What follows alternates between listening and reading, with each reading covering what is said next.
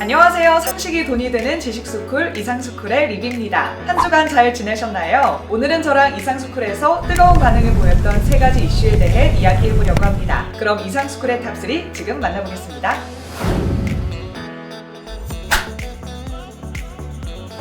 3위부터 만나보겠습니다. 여러분 초코파이 좋아하시나요? 제가 왜 초코파이 이야기를 꺼냈는지 아시겠죠? 바로 초코파이 하면 떠오르는 그 기업 오리온. 최근 오리온의 성장세가 무섭습니다. 오리온이 글로벌 제과 기업으로 도약하고 있는데요. 국내 기업으로는 적수가 없을 정도라고 합니다. 글로벌 기업으로 도약에 성공한 오리온의 이야기 함께 보고 오시죠. 마트에 가면 다양한 상품에 놀랄 때가 있습니다. 특히 과자 코너에 들어서면 종류도 다양한 데다 맛이 궁금해지는 신제품까지 잔뜩 진열돼 있어 소비자들의 시선을 사로잡곤 하죠. 다들 과자 코너 앞에서 어떤 과자를 살까 고민해 보신 적 있으시죠? 꾸준한 성장세를 보이며 코로나 불황 속에서도 놀라운 영업이익률을 달성한 제과 브랜드가 있습니다. 최근 최대 실적을 경신한 오리온. 우리나라는 물론 중국 시장에서 성장을 거듭하고 있는데요. 오리온은 사드 사태로 인한 대중 수출 제한 이후 지난해 다시 매출 1조 원을 돌파했죠. 여러분은 오리온 하면 어떤 과자가 떠오르시나요?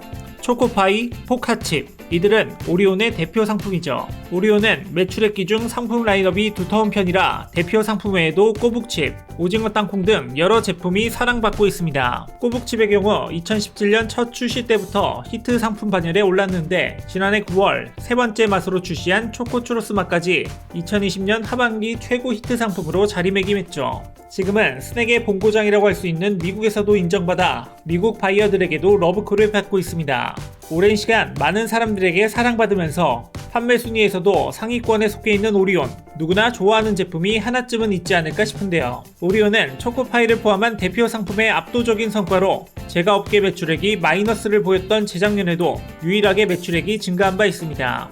오리온은 지난해 영업이익률 17.7%를 돌파하며 성장 가도를 달리고 있죠. 영업이익률은 매출액 대비 영업이익을 의미하는데요. 통상적으로 영업이익률은 반도체 사업과 같은 고부가가치 산업에서 높게 나오는 편입니다. 식품업에서는 5%의 수치도 높은 수준으로 평가받고 있죠. 오리온이 달성한 약 18%에 이르는 영업이익률은 주목받기에 충분하죠. 삼성전자가 15.5%, SK하이닉스 4분기 예상 영업이익률이 15.7%임을 감안한다면 더욱 놀랄만한 결과가 아닐까 싶네요. 1월 실적 발표 이후 주가가 5.7%나 급등한 것도 투자자들이 오리온의 기업 가치를 높이 평가했기 때문이죠. 18일 대신증권은 오리온의 주가에 대해 역대급 펀더멘탈 대비 여전히 저평가 구간으로 판단된다며 투자 의견 매수를 유지하고 목표 주가를 기존 대비 6% 상향 조정했습니다. 올해 인도 법인 가동 개시와 함께 내년 러시아 2공장 완공 등 추가 성장 가능성이 높아진 상황이죠.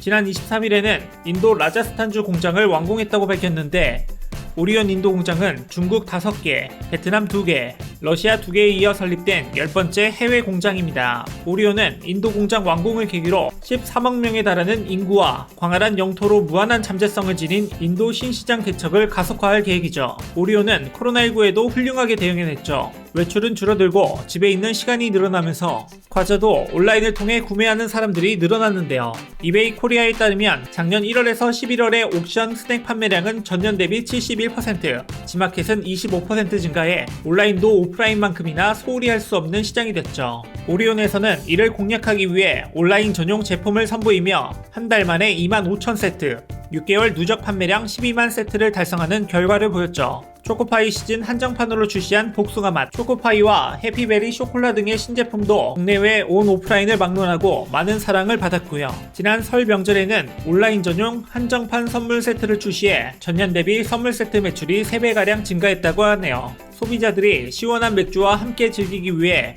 안주형 스낵을 선택하는 점, 휴가 때 과자류 소비가 늘어난다는 점 때문에 스낵 매출이 높은 여름이 제과업계의 성수기에 해당하는데요. 제과업계의 통상적인 특징과 반대로 코로나19 확산으로 인해 집에서 술을 즐기는 사람들이 늘어나면서 오리온의 맥주 안주 3대장으로 불리는 포카칩, 오징어 땅콩, 태양의 맛 썬 제품의 겨울 매출이 높아졌다고 합니다. 코로나 불황 속에서도 웃을 수 있었던 오리온, 이유가 다 있었네요. 특히 중국에서는 코로나19로 재택근무가 늘어나면서 비상식량으로 초코파이를 쟁여놓은 소비 경향이 생겼다고 합니다. 위기를 기회로 라는 말이 딱 들어맞은 것 같죠? 오리온은 해외 사업이 차지하는 비중을 강화하기 위해 글로벌 전략 구매팀을 구성했는데요. 이 팀은 중국, 베트남, 러시아 등 해외 법인이 각각 제거 원료를 구매했던 기존 방법에서 탈피해 국내 법인이 한꺼번에 원료를 구입하는 방식으로 구조를 대폭 개선했죠. 오리온은 국내에서도 높은 영업이익률을 달성했지만 이를 통해 해외 시장의 경우도 중국 법인 매출이 한국 본사보다 많을 만큼 큰 비중을 차지하게 됐죠.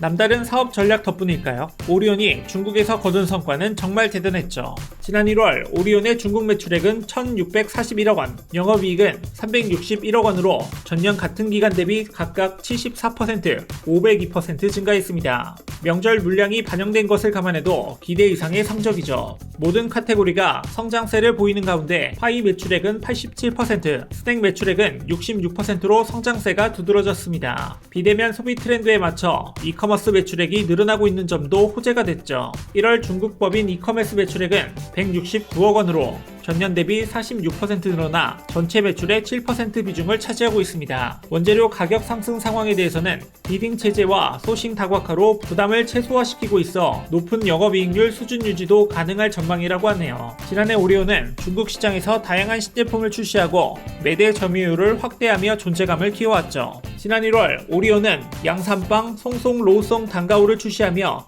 중국 현지 대용식 시장에 진출했습니다. 간편하고 건강한 제품으로 아침 식사를 대신하길 원하는 현지 소비자 니즈에 맞춰 영양을 강화한 빵을 선보인 거죠. 중국인이 즐겨 먹는 닭가슴살 로우송을 빵에 올리고 20% 함량의 달걀을 더해 맛과 영양, 식감을 모두 살렸는데요. 오리온은 양산빵을 시작으로 그래놀라 등 다양한 간편식 제품을 출시할 예정이라고 합니다. 중국의 대용식 시장은 1,000억 위안 규모로 추정되고 있습니다. 오리온이 2019년 베트남에서 선보인 세봉은 현지 아침 대용식 시장 공략에 성공했죠. 특히 코로나19 영향으로 집에서 끼니를 해결하려는 소비자가 늘면서 지난해 세봉 매출액은 전년 대비 350% 이상 성장했습니다. 소시지 맛, 찹쌀 머핀 등 소비자 선택의 폭을 높인 것도 주요한 판단이었죠. 오리온은 올해 제주 용암수 입점을 확대해 중국 생수 시장을 새로잡을 예정인데요.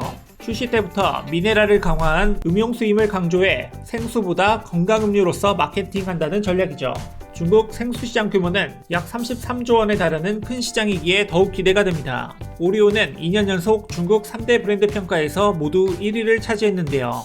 중국 고객 만족 지수 파이 부분에서는 4년 연속 1위 자리를 지키고 있죠. 최근 한복, 김치 등 동북 공정 이슈로 다소 껄끄러운 관계가 되었음에도 중국에서 한국의 제품이 사랑받고 있다니 아이러니한 상황이네요. 오리온은 지난해 중국 식품업계의 사회적 책임 평가 행사인 제6회 중국식품기업사회책임연회에서 최고 등급인 사회책임 금정상을 수상해 2년 연속 수상의 영광을 누리게 됐죠. 오리온 중국법인의 미취학 아동 교육 환경 개선 사업인 햇살 어린이 교실 운영 등 지속적인 사회공헌 활동으로 사회적 가치를 창출한 공로를 인정받았는데요. 코로나19 상황 속 중국 후베이성 우한 지역에 초코파이 및 큐티파이 총 2,000박스와 긴급 구호 물품을 기부했고 전국 아동식품안조 수업 캠프 운영, 지역학교 급식 시설 지원, 임직원 자원봉사 등을 진행하며 꾸준히 사회공헌 활동을 실천해왔죠. 정을 상징하게 된 초코파이로 시장을 사로잡은 기업답네요. 유명 기업의 모방 제품을 만들다가 오히려 성공 기업으로 성장하는 기업들이 있죠. 중국에서 파이 신화를 써내려간 다리식품은 오리온의 초코파이를 모방하면서 입지를 넓히기 시작했는데요. 1989년 설립된 다리식품은 현재 19개의 자회사에 연간 생산액 100억 위안이 넘는 기업으로 성장했습니다. 짝퉁 초코파이로 시작해 중국을 대표하는 식품 기업이 된 거죠. 2002년 다리가 출시한 다낭파이는 오리온의 카스타드를 따라 만든 제품입니다. 당시 방부제를 넣지 않고도 1년 동안 보존이 가능한 오리온 초코파이의 파이 기술은 중국에게 엄청난 충격을 줬고 그 충격은 파이 열풍으로 이어졌죠. 오리온 초코파이의 가격은 14위안으로 중국 소비자들에겐 조금 비싸다고 느껴지는 가격이었는데 다리는 가격에 민감한 소비자를 잡기 위해 초코파이의 3분의 1 가격으로 다낭파이를 출시했습니다. 이후에도 연달아 초코파이를 포함한 다양한 모방 제품을 출시해 TV 광고로 소비자들에게 각인시키면서 잘 나가던 오리온의 발목을 잡는 데 성공했죠. 2003년에는 프링글스가 선점하고 있던 감자칩 제품으로 눈을 돌려 커비커 감자칩을 출시해 당대 최고 스타들을 광고 모델로 기용했죠. 같은 중량의 커비커가 6위안으로 치고 올라오자 부담을 느낀 프링글스가 18위안이었던 제품의 가격을 12위안으로 낮췄지만 결국 다리식품은 프링글스의 판매량을 압도하는 성적을 거뒀죠. 이후에도 다리식품은 2007년 중국의 유명한 랑차 브랜드를 모방한 허지정을 출시, 2011년엔 일루 땅콩 우유를 모방한 다리 땅콩 우유 출시, 2013년 콩류를 모방해 기능성 음료 러우를 출시하며 모방을 멈추지 않았죠. 다리는 선도하는 제품이 아닌 상품의 후발주자 전략을 기본으로 택했는데요. 현 시장의 학습 모델을 찾아 다방면으로 연구한 뒤 신제품을 비교적 싸게 시장에 내놓은 전략을 고수하고 있습니다. 제품 발매와 동시에 잘나가는 스타들을 모델로 내세워 브랜드 인지도를 높인 것도 전략 중 하나였죠. 다리의 과자 CF를 찍지 않으면 스타가 아니라는 말도 있을 정도니까요. 다리는 모방과 저가 상품으로 공격적인 마케팅을 이어가며 성장해온 기업입니다. 다리식품은 2019년 상장기업 시가총액 500대 기업에서 185위를 차지하기도 했죠. 짝퉁 기업이라는 이미지를 벗고 가성비 넘치는 모방 제품을 출시해내고 있는 다리식품은 짝퉁 초코파이로부터 시작됐다고 해도 과언이 아니죠. 짝퉁하면 중국, 중국하면 짝퉁 아닙니까? 다리식품의 초코파이 외에도 중국에서는 짝퉁 초코파이가 판을 치고 있는데 제품 이름도 기업명도 코웃음이 날 정도입니다. 코코아랜드, 코코파이, 제품 이름부터 나 짝퉁이다 광고라도 하는 것 같죠? 내용물 크기도 모양도 원조 초코파이와는 비슷한 구석이 없네요. 해외에서도 짝퉁 제품이 넘쳐날 만큼의 인지도를 확보하면서 널리 사랑받고 있는 오리온의 초코파이. 한 번도 안 먹어본 사람은 한국 사람이 아니다. 인정? 소비자를 사로잡기 위해 제가 부분의 끊임없는 연구는 물론 간편식품, 음료 등 다양한 사업 확장에도 힘을 쏟고 있는 오리온. 그동안 많은 사람들의 입맛을 즐겁게 해준 만큼 앞으로 어떤 모습으로 성장하게 될지 기대해봐도 좋을 것 같습니다. 영상을 본 구독자분들은 초코파이를 따라하는 중국 초코파이에 대해 비난과 한국 초코파이에 대한 애정을 드러내기도 했는데요. 초코파이 이외에도 오리온의 대표 과자 썬칩, 꼬북칩 등 한국 과자가 역시 질리고 맛있다는 반응을 보였습니다. 최근 들려오는 소식에 의하면 오리온의 매출액은 2조 2,304억 원, 영업이익은 3,765억 원으로 역대 최고치를 기록했는데요. 이 가운데 중국, 러시아, 베트남 등 해외 매출액의 비중이 65%에 달한다. 다고 합니다.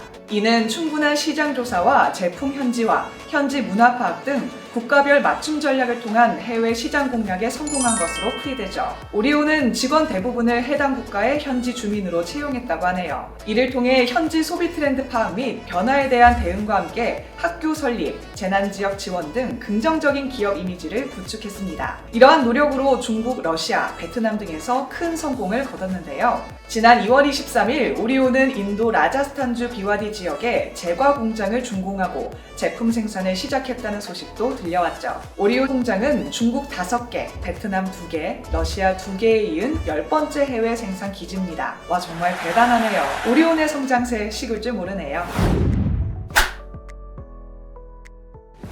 여러분, 핸들을 잡지 않아도 내 차가 움직인다면 어떨까요? 먼 미래일이라고 생각했던 자율주행 자동차의 상용화가 코앞으로 다가왔습니다. 삼성 중공업 세계 최초로 자율운항 기술을 확보했다고 하는데요. 이 기술은 자율주행으로 유명한 테슬라의 나라 미국보다 10년 앞당긴 미래 기술이라고 합니다. 자율주행 기술은 자동차뿐 아니라 선박에도 적용되고 있죠. 역시 선박에서 대한민국을 따라올 나라는 없네요. 바다에서 활보하는 우리 기업들의 이야기 지금 영상으로 보고 오시죠. 먼 미래의 일이라고 생각했던 자율주행 자동차의 상용화가 코앞으로 다가왔습니다. 스스로 움직이는 자동차는 영화나 드라마에서 꾸준히 등장했던 기술이라 그렇게 낯설지 않을 텐데요. 이 자율주행 기술은 자동차뿐 아니라 선박에도 적용되고 있죠. 현재 자율운항 선박은 기존의 여객선이나 과학탐사선, 화물선의 자율운항 기능을 탑재하거나 아예 무인으로 운항하는 소규모 선박을 제작하는 식으로 진행되고 있는데요. 이미 개발이 완료된 소규모 무인 선박은 2013년 미국에서 자율항해에 성공한 이후 세계 각지에서 활용되고 있습니다. 방사능 오염 검사, 태풍 기후 조사 등 인간이 직접 가기 어려운 환경에 투입되고 있죠.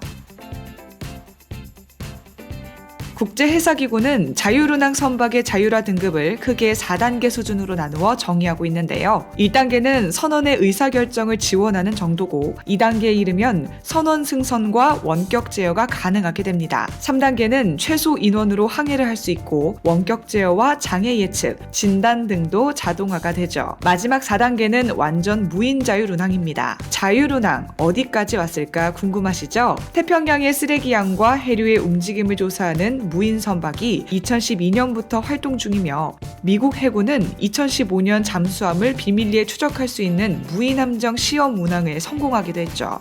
2014년 자율운항 선박 개발에 뛰어든 롤스로이스는 구글과 함께 무인 선박 개발 프로젝트를 본격화하며 해적에 의한 물리적인 공격과 해킹 같은 사이버 공격을 모두 대비할 필요가 있다고 밝혔죠. 롤스로이스 해양사업부는 2018년 자율운항 선박 사업을 강화하고 있는 노르웨이의 콩스베르그에 인수돼 기술 개발에 총력을 기울이고 있습니다. 이들은 2030년 원양 선박을 완전 무인화하겠다는 목표를 발표한 바 있죠. 노르웨이의 비료회사인 야라 인터내셔널은 자사 제품 배송에 친환경 자율운항 선박을 이용한다는 계획을 세웠습니다. 야라 인터내셔널은 자율운항 선박인 야라 버클랜드를 만들기 위해 노르웨이 콩스베르그와 협력 중이죠. 노르웨이는 전기차 보급률 세계 1위로 친환경 운송에 특히 관심이 높은 국가인데요. 2020년 운항 예정이었던 야라 버클랜드는 코로나19 등 여러 가지 상황으로 인해 운항이 늦어졌지만 야라 인터내셔널에 인도돼 2021년 중 본격 운행을 시작할 예정입니다. IBM과 프로메어는 세계 최대 규모 기술 박람회인 CES 2021에서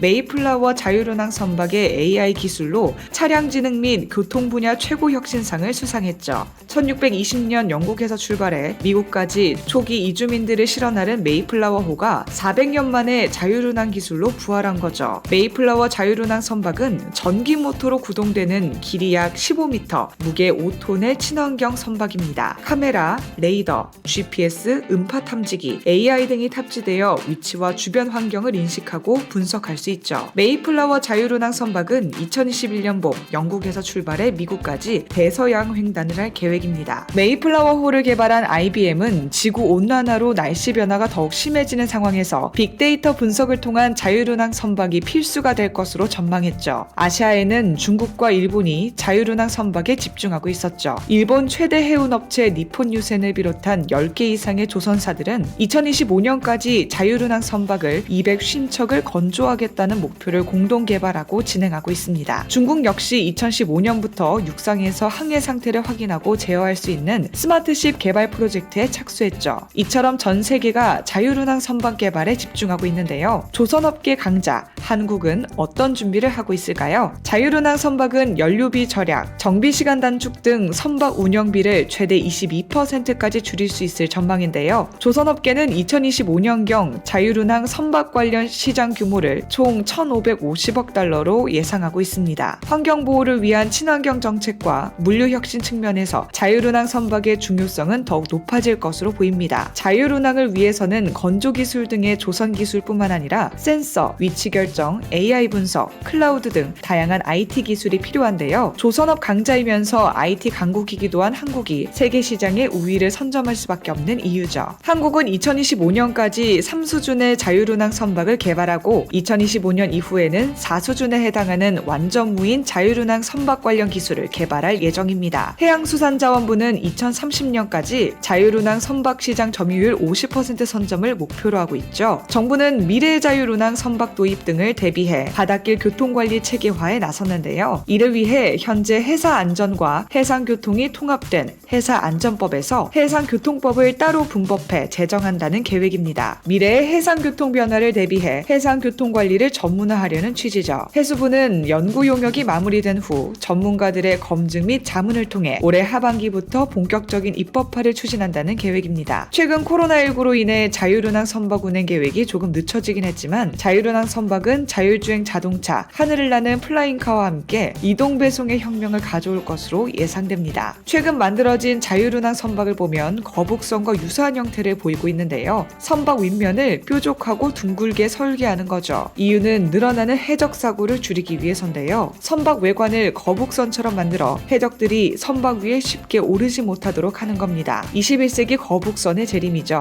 애초에 거북선은 다양한 상황과 환경을 고려해 설계됐는데 새삼 이순신 장군의 위대함에 고개가 숙여지네요. 현대중공업조선 지주사인 한국조선해양은 2017년 통합 스마트십 솔루션을 출시한 데 이어 최근 인공지능 기반 시뮬레이션 기술을 융합한 디지털 트윈 기술을 선박에 적용한 가상 시운전 솔루션을 개발했죠. 세계 최초로 개발한 LNG 운반선의 가상 시운전 솔루션은 영국 로이드 성급으로부터 기본 승인을 획득했죠. 해당 솔루션은 한국조선해양의 디지털 트윈 선박 플랫폼을 이용한 가상의 사이버 공간에서 실제 선박의 해상 시운전 상황과 동일한 환경을 구현해 LNG 운반선의 이중 원료 엔진, 연료 공급 시스템, 전류 제어 시스템 등 핵심 설비들의 성능을 검증할 수 있는 시스템입니다. 실제 시운전에서 경험하기 어려운 극한의 조건도 시뮬레이션에서 할 수 있다는 장점과 해상 시운전 기간을 줄여 비용 절감 효과도 얻을 수 있죠. LNG 운반선은 해상 및 가스 시운전에만 약 한 달 동안 100여 명의 인원이 투입되거든요. 현대중공업은 사업 경쟁력을 강화하기 위해 친환경 미래 선박 개발 등에 앞으로 5년간 최대 1조 원을 투자할 계획이라고 합니다. 투자 자금은 비상자인 현대중공업이 IPO를 통해 연내에 약 20% 규모의 신주를 발행해 조달한다는 방침이죠. 현대중공업은 현대 그룹 내 조선 중간 지주사인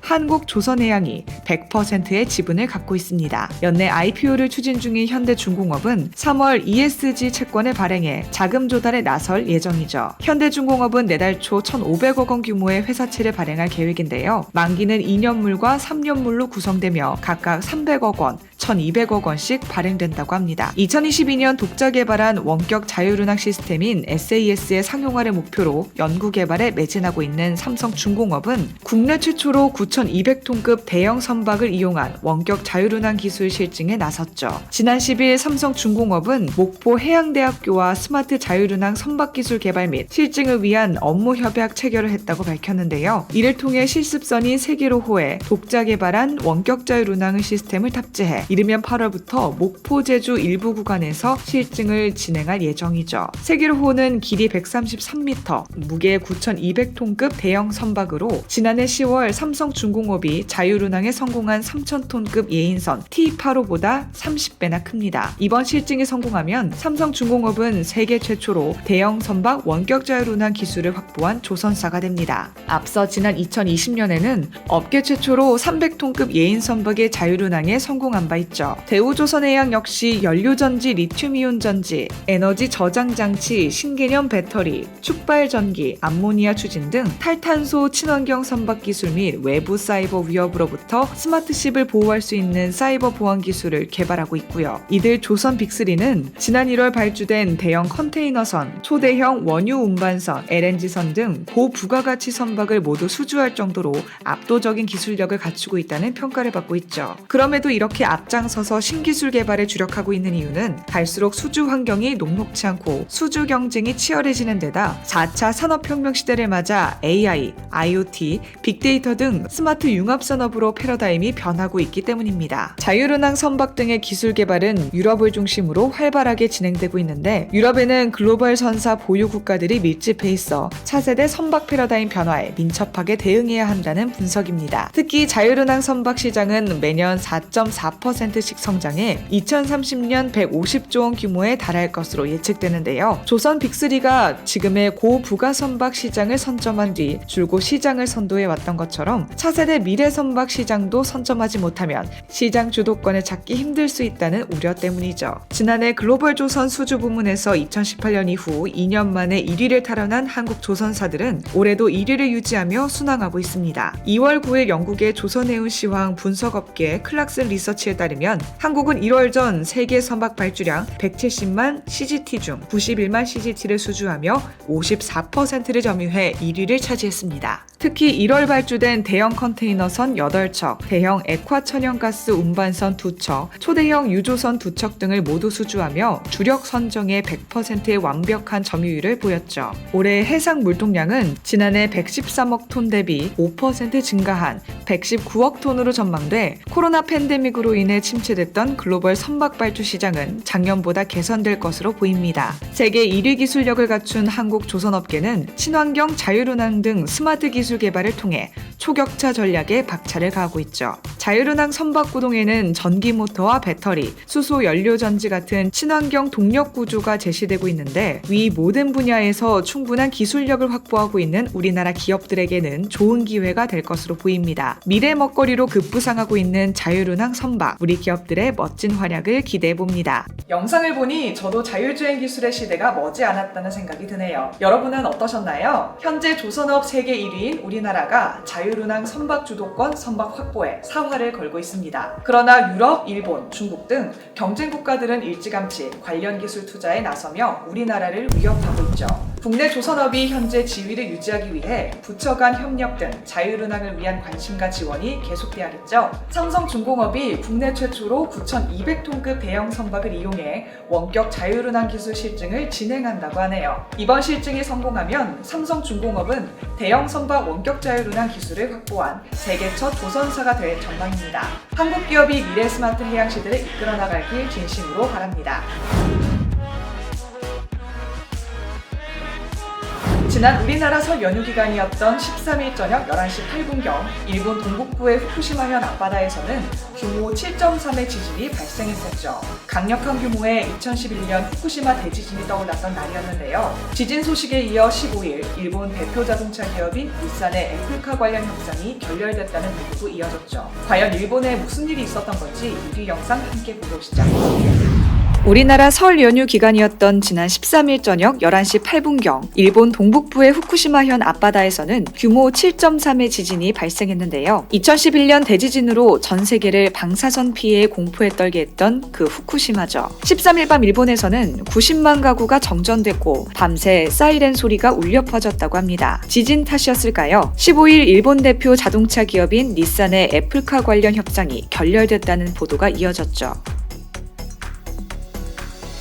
13일 후쿠시마현과 미야기현에서 진도 6강의 흔들림이 관측됐는데 일본 진도 계급상 6강은 서 있기 어렵고 실내에 고정되지 않은 가구의 대부분이 흔들려 넘어지는 수준으로 피해 규모가 큰 편입니다. 창문 유리가 파손되는 경우도 있어서 인명피해 우려도 심각하죠. 내진성이 약한 목조 건물은 기울거나 쓰러지기도 하고 땅이 크게 갈라지거나 대규모 산사태 및 산이 붕괴하는 일도 벌어지는데 이번 후쿠시마현 소마의 산사태로 고속도로가 흙더미에 덮여 복구 작업을 진행 중입니다. 지진이 발생한 진원의 위치는 북위 37.7도, 동경 141.8도이며 진원의 깊이는 약 60km로 추정됐습니다. 14일 0시 도쿄전력 관내 도쿄도와 이바라키, 도치기, 군마, 사이타마, 치바, 가나가와 야마나시, 스즈오카현 등 8개 현에서는 약 83만 가구가 정전을 겪었죠. 도호쿠 전력 관내에서도 9만여 가구가 정전 피해를 입었고 일본 동부 지역의 고속철도, 신칸센 일부 구간에서도 정전이 일어나 운행이 보류됐습니다. 진원진 후쿠시마현의 경우 약 30초간 건물이 강하게 흔들렸는데 이는 10년 전의 3.11 대지진을 연상시킬 정도로 강한 흔들림이었다고 합니다. 지진으로 인해 쇼핑센터의 대형 유리창이 깨지는 등 일부 건물이 파손된 것으로 확인됐는데요. 후쿠시마 인근뿐 아니라 도쿄를 비롯한 수도권에서도 진도 4의 흔들림이 관측돼 대부분의 시민이 잠들지 못하고 SNS로 안부를 나눴죠. 도쿄에서는 식탁에 올려둔 휴대폰이 떨어지는 수준의 강도였다고 합니다. 이번 지진으로 100명 이상의 부상자가 발생했는데 피해 확인 과정에서 부상자가 더 늘어날 가능성도 있죠. 이번 지진이 2011년 동일본 대지진의 여진인 것으로 보인다고 밝혔습니다. 이날 지진은 동일본 대지진 10주년이 한 달도 남지 않은 시점에서 발생했는데요. 2011년 3월 11일 미야기현 앞바다에서 규모 9.0으로 발생한 동일본 대지진은 쓰나미로 이어져 사망자 15,000여 명, 실종자 2,500여 명이라는 대규모 피해를 기록했죠. 당시 후쿠시마 제1원전 폭발로 방사능 물질이 누출돼 지금까지도 그 영향이 잔존하는 상황이고요. 우리나라에는 동일본 대지진보다 후쿠시마 원전 폭발로 잘 알려져 있는 사건이죠. 일본 정부는 도호쿠 지방에서 발생한 지진과 관련해 해당 지역에 있는 원자력 발전소에는 문제가 없다고 밝혔는데요. 가토 가스노부 일본 관방장관은 후쿠시마 제1, 2 원자력 발전소와 오나가와 원자력 발전소, 그 외 원자력 관계 시설에도 이상이 없다는 보고를 받았다고 덧붙였죠. 가토 가스노부 일본 관방장관은 이번 지진으로 약간의 해수면 변동이 있을 수 있지만 쓰나미 피해 우려는 없다고 밝혔는데요. 정부의 입장과는 달리 추가 지진 가능성에 대한 우려가 고조되고 있는 분위기입니다. 전문가들은 우선 이번 지진과 비슷한 수준의 여진 가능성을 경고하고 있죠. 일본 정부 지진조사위원회는 14일 열린 임시회의에서 앞으로 일주일 정도는 최대 진도 6강 정도의 지진에 주의할 필요가 있다고 밝혔습니다. 비슷한 수준의 지진이 다시 발생할 수 있다는 것을 의미하죠. 위원회는 이번 지진으로 미야기현 이시노마키시 이시노마키항에서 20cm의 쓰나미가 관측됐다고 설명하면서 후쿠시마현 앞바다를 포함해 2011년 3월 발생한 동일본 대지진의 여진이 발생한 범위에 포함되는 지역이나 그 주변에는 앞으로 대규모 지진이 발생할 가능성이 있다고 지적하면서 흔들림이나 쓰나미 대비 태세를 다시 점검하라고 당부했죠. 도다 신지 도호쿠대 교수는 후쿠시마나 미야기 앞바다와 더불어 10년 전 발생한 거대 지진 영역의 남북이나 일본 해구의 바깥쪽 등 영역에서는 규모 9.0의 거대 지진의 영향으로 쓰나미를 동반한 지진이 발생할 가능성이 있다며 경계를 게을리하지 않으면 좋겠다고 당부했죠. 피해 정도는 진원의 깊이, 지진 발생 위치, 쓰나미 발생 여부 등에 따라서 달라질 수 있지만 규모 9.0이면 지진 발생 시 방출되는 전체 에너지를 기준으로 2011년 동일본 대지진과 같은 수준이라고 볼 수 있죠. 전문가들이 예측하고 있는 상황이 정부의 입장 발표와는 너무 다른데 일본 국민들은 얼마나 혼란스럽고 두려울까요? 교도통신은 후쿠시마 제1원전 5, 6호기의 4군데서 물이 넘친 것이 확인됐다고 보도했습니다. 이 밖에 각 원자로에서 꺼낸 사용 후 연료를 보관하는 공용수조 건물에서도 물이 넘친 것으로 파악됐으며 후쿠시마 제1원전 1호기에 있는 사용 후 연료 수조에서도 소량의 물이 넘치는 일이 벌어진 것으로 밝혀졌는데 이에 대해 도쿄전력은 물이 건물 외부로 유출된 것으로 확인된 바가 없으며 외부에 미치는 영향은 없는 것이라고 설명했죠. 원자력 규제청은 넘친 물의 양이 적고 방사선량도 낮아 안전상의 문제는 없다고 전했습니다. 이상이 없다고 해도 원전에서 물이 넘치고 있는데 글쎄요, 안심할 수 있는 상황으로 보이지는 않네요. 13일 발생한 규모 7.3의 지진으로 일본 수도권과 도호쿠 지방을 잇는 고속철도인 도호쿠 신칸센이 열흘가량 제 기능을 못할 것으로 보이는데요. 15일 교도통신에 따르면 JR 동일본은 전력 공급용 가선을 지탱하는 전주가 지진의 영향으로 꺾이거나 철도를 받치고 있는 고가다리 등이 손상돼 복구 작업을 마치고 운행이 재개하려면 적지 않은 시간이 필요할 것으로 보고 있습니다. 철도회사 JR 동일본은 이번 지진으로 인해 도치기현 나스시 오바라시와 이와테현 무리오카시 구간의 신칸센 운행을 중단했는데요. 도호쿠 신칸센과 바로 연결되는 아키타 신칸센 및 야마가타 신칸센도 지진의 영향을 고스란히 받고 있죠. 이들 노선은 전날 온종일 운행을 중단했고 15일에는 횟수를 줄여 운행했습니다. 도쿄까지 직접 운행을 재개하는 것도 열흘 정도 걸릴 전망이고요.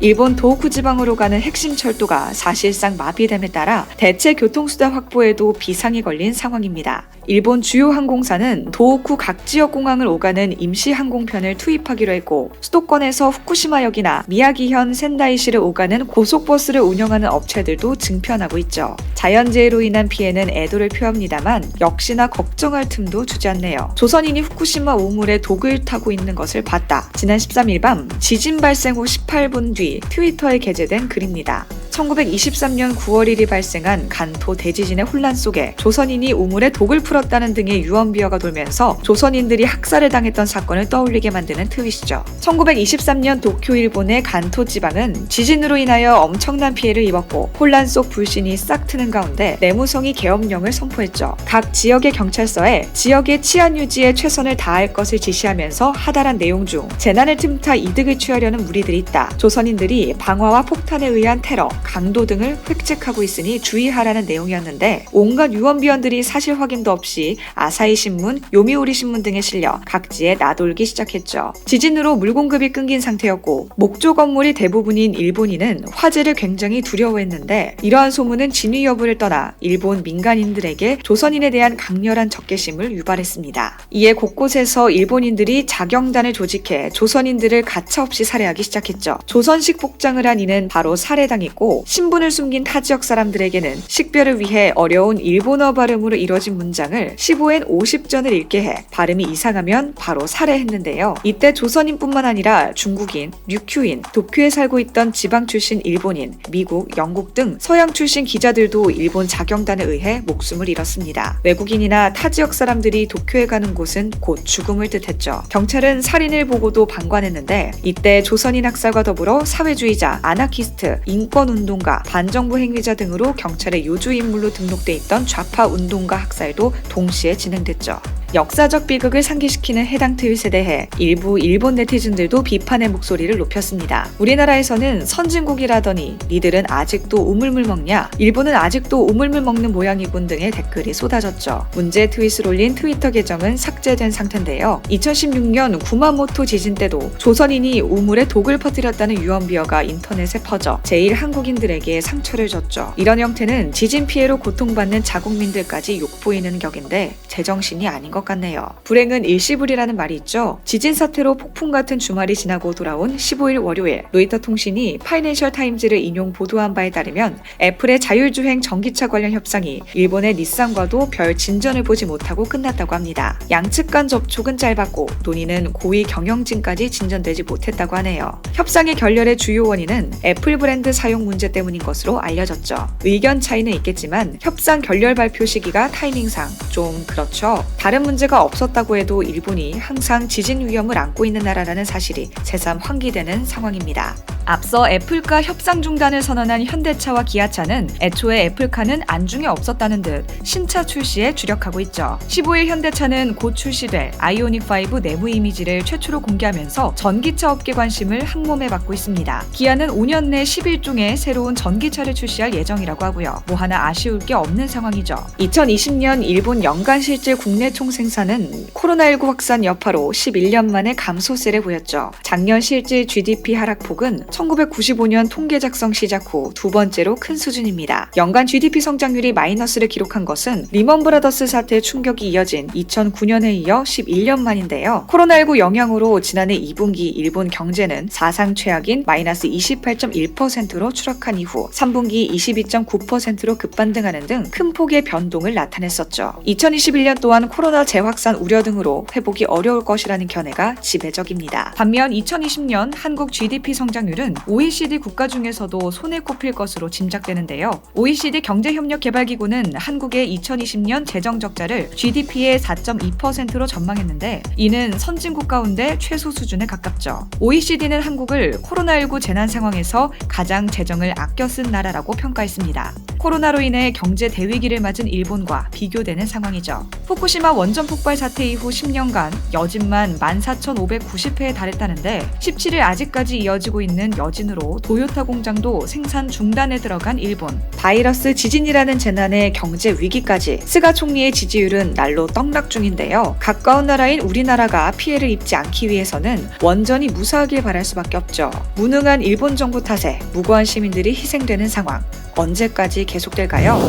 일본 정부는 지진 발생 후에도 후쿠시마 오나가와 원전 모두 이상이 없다라고 발표했는데요. 스가 총리가 사망자도 없는 것으로 보고받았다고 합니다. 일본 정부의 발표와는 다르게 50대 남성이 자택에서 가재도구에 깔려 사망한 소식이 들려왔고요. 부상자는 9개 현에서 152명으로 파악됐으며 절반 이상은 후쿠시마 현에서 나왔습니다. 그뿐만 아니라 지진의 영향으로 일본 후쿠시마 오염수 또한 심각한 상황인데요. 빗물이나 지하수가 유입되면서 매일 약 140세제곱미터의 오염수가 발생하지만 부진의 탱크를 더 지을 공간이 부족해 바다나 대기로 방출할 수밖에 없다는 게 일본 정부의 입장이라고 합니다. 방출 방식은 아직 결정하지 않았다는 게 일본 정부의 공식 입장이지만 해양 방출로 방침을 굳힌 것으로 전해졌습니다. 또 일본은 향후 10년간 대규모 여진 가능성이 있어 이와 같은 여진이 앞으로 10년 정도 더 이어질 것으로 보고 있습니다. 도움의 손길을 뻗다가도 반성하지 않는 일본의 태도에 망설여지게 되는데요. 일본의 지진 사태, 여러분은 어떻게 생각하시나요?